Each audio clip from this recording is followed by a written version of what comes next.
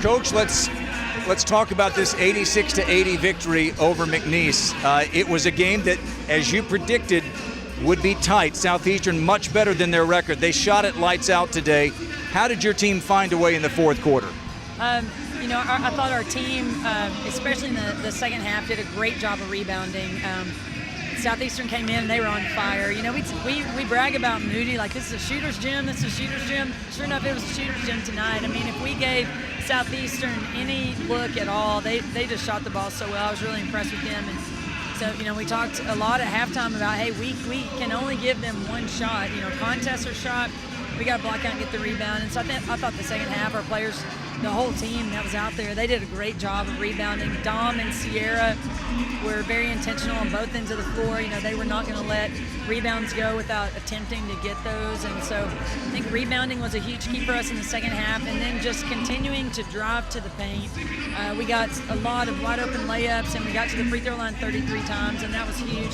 Fouled out a couple of their players, which relieved us just a little bit. Just a good overall team effort, I think, locking into the fact that we need to get rebounds and we need to get to the free throw line. You told me Thursday when you got back from Lake Charles that the message going into the McNeese game was do not let them have offensive rebounds. And how many did they have? 24. Today, I saw Sierra Allen, maybe more than I've ever seen her in 4 years, really giving her body up. She had a career-high 16 rebounds. She could have had 4 or 5 others, and there were 3 or 4 others that she got a hand on that wound up going to Southeastern. That it just demands effort, even when you may not get credit for the rebound. I thought she was as active as I've ever seen. How would you characterize her play today? Yeah, she was tremendous. She was just ferocious going after rebounds, and she's a really good athlete. She's strong, and we feel like she could rebound really well night after night after night, but today was just exceptional. I thought she played really, really hard on both ends. She had 10 offensive rebounds. I mean, that's difficult. It's difficult to get double-digit rebounds, but 10 on the offensive end it just, like you said, just takes a lot of effort and, not being denied, just go through people to get rebounds. She did a great job with that. Sierra has a great stroke. She's a really good shooter, and she can hurt you stepping out and making a three. She didn't attempt a single three-point field goal today. I'd say there were a half a dozen times where she came off a screen or came open and could have taken it. I thought she was indicative to me of your entire team. You took 23s. I thought you could have taken 40.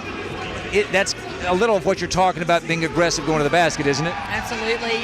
We like to score in multiples of 3. We don't care if they're 3-pointers or and ones. And so our players really felt like they could beat their defender off the dribble drive, and so they did a tremendous job. I mean, everyone on the floor was really trying to get in the paint for layups or get in the paint to kick out to shooters, and that's a big part of who we are, just trying to get the ball in the paint. You win at 86-80. One of the things that I remember you saying about that tremendous recruiting class 5 years ago when you brought in the Dimba twins and Alexis and Sydney Shellstead is you told them they were going to have a chance to lay the foundation. And, of course, we know what they did on the court. They went 33-3 their last 2 years, won a pair of conference titles. I still think we're seeing some of that foundation they laid in games like today and in games like Wednesday when you're, trying to hold off a team on the road, and as you did against McNeese. There are residual effects that I'm seeing. Am I misreading that, or are you seeing that as well? Well, we're trying to create a culture of excellence, a culture of championships, and we talk a lot to our players about, this foundation was built several years ago with players that just worked hard every day, that believed in our system. And so as you get new classes in, they've got to quickly buy into the way we do things, and we don't settle for mediocrity. It's hard for freshmen, I think, to come in and get coached because when you get a freshman, they've been the superstar on their high school team, and probably no one's corrected them in 2 years. And then they come in here and we're pretty hard on freshmen, like, hey, we do things this way, and if you don't want to do it this way, you're probably not going to play a whole lot. And so we're hard on the new players that come in because we feel like, we've created a culture where we do things a certain way. And credit to this group of 5 freshmen we have right now. This is such a great, high-character group of young women, and they're working hard for us. They're learning a lot from the sophomore class. They're learning a lot from Sawyer Williamson, and things like today, the way Sierra played, that's just a great example to this freshman class of like, hey, that's how you get out and board it. That's how you get physical to get rebounds. And so, it's been fun watching this team grow, and we have so far to go. We still make so many mistakes, but it's been fun coaching them, and they're really believing that we are a championship caliber team, as long as we come to work every day. And so it's a fun team, and it'll be just interesting, as we go through the rigors of Southland Conference play. I mean, it's difficult every single night, whether you're at home or on the road, and I think they're starting to understand that after 4 games. Did being at home, not just today, but then with the 2 games coming up at home, did that maybe incline you a bit to play your starters a little bit more? 4 of them had 34 minutes today, at least.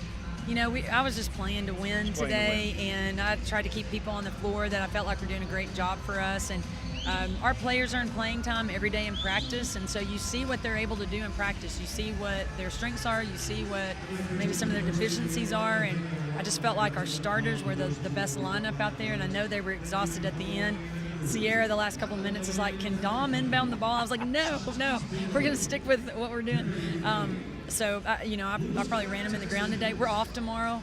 It's our first off day we've had since December 26th. No school. No school. And so we're actually, and we're going to start the new year at church together at Pioneer Drive in the morning. Your tradition. And then they're off until we have dinner at 6 o'clock. And so they have all afternoon to rest and recoup and rehab. We got a lot of kids going through treatments right now, just bumps and bruises, which is normal this time of year.